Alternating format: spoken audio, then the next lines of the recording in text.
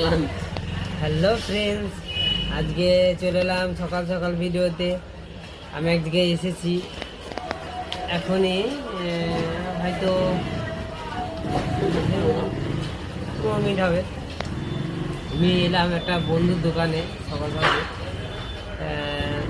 এমনি বেড়াতেই।